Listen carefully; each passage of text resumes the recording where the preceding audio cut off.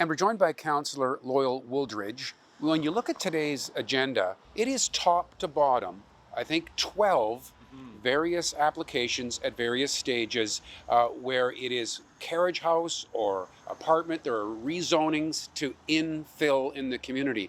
Is that kind of the flavor of the day now as we head into a new year? So I think everyone would agree that we're in a housing crisis, not only in Kelowna, but provincially. So we as municipalities are getting more creative with how we can bring more affordable housing to market and increase that inventory. And the way to do that is through infill. So smaller units in serviced residential areas, because again, those areas already have the servicing like sewer and water and those aspects. So those can bring in more people and reduce the cost of housing and bring more inventory to market.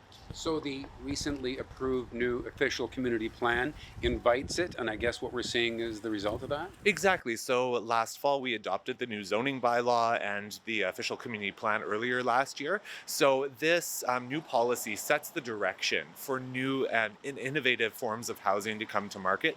And further this year, there'll be more exploration into how that can be expedited even further. So how we can upzone different areas so that folks can build housing more quickly, because we know under the direction of the BC government that municipalities are tasked with bringing more inventory to market quickly. Right.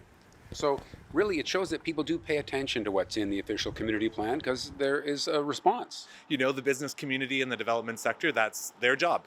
So they were paying keen interest to the development of that policy over the last 4 years. Now it's come to light, and they're definitely seeing the opportunity. So it is really exciting for our community because we've really paved the way to addressing the housing affordability and availability need. Is it going to meet the need of everybody? No, we've still got to focus on the root causes of homelessness like we've always talked about, but moving upstream and creating more rental housing and more entry-level housing will continue to be a priority of this official community plan in this council.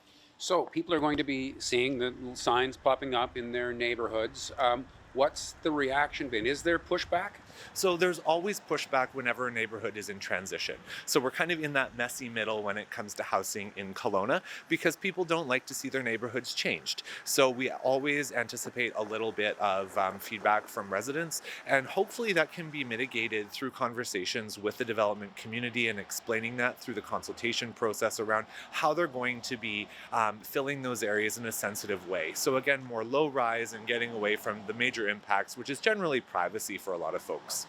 You would know this more than I would, but it seems you quite often hear more complaining when the application is going forward. You don't hear that many complaints once a building is new and complete and becomes part of the neighborhood. So we really look to those zoning bylaw guidelines like parking, which is one of the biggest impacts that a lot of folks speak to, so that we can mitigate those concerns early on, and that in the consultation period, the developers can hear from current residents around what the concerns are in those neighborhoods to mitigate that in advance. So hopefully once housing is built, people get along harmoniously and they welcome their new neighbors into the neighborhood. All right, so I guess you've got to get down there this afternoon, check out all these applications and make your decisions. Thanks for your time. Absolutely, my pleasure. Always great to see you. Thanks for watching Kelowna Now.